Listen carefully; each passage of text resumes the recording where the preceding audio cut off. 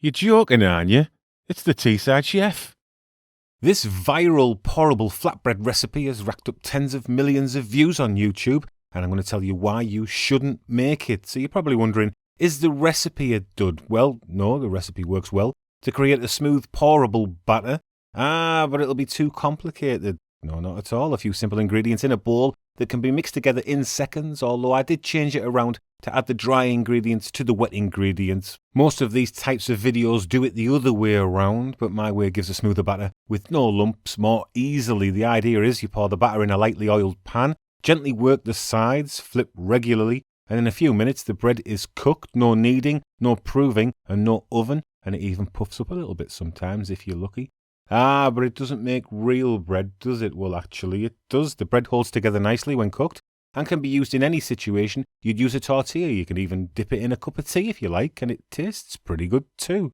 So come on then, what's the problem? Well, this is not a takedown of any of the videos or channels that have posted this or similar recipes. They're all good videos and channels and human beings, etc., etc., etc., etc., etc. But a convenient bread in minutes? No, not really. First of all, you have to have the pan at the right temperature when the bread goes in. Too cold and the bread won't cook properly. Too hot and the bread won't form properly. And you'll get these ridges around the edge that sort of make the bread more like a thin pancake than a tortilla. Then you have to give the bread constant attention, flipping it regularly, working it constantly to get an even cook. You have to increase the temperature after the mix goes in the pan in order to get the bread to puff up and cook thoroughly. As an example of how contrived all this is, I achieved the best results on my hob starting at around 40% power for 2 minutes, then flipped and turned up the power to around 60% for another 2 minutes, flipped again and turned up the power to about 75% and continued cooking and flipping every minute, working the tortilla all the time to achieve reasonable results. The bread took around 8 to 10 minutes to cook and is enough to serve one not very hungry person.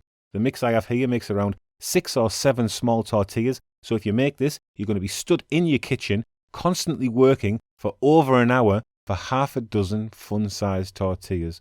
Not only that, but once each bread is finished, you have to wait for the pan to cool down again before you put the next one in, but at least that gave me a chance to catch up on some reading. Perversity and obstinacy are integral to the Scottish character. All, in most situations, especially if you're making this for a lot of people, I would consider this recipe a colossal waste of time. I mean, look how long it took me to do all this. If you want a quick bread for dinner, try my 4-minute garlic bread, which really does only take 4 minutes and serves 4 people. I would also consider my Piadina flatbread to be much easier in the end than this. Links for these recipes and more below.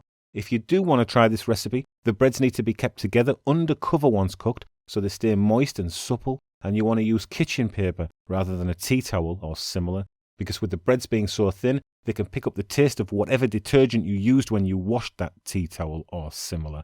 I will wish you all the luck in the world with it, and I'll see you next time, Tara.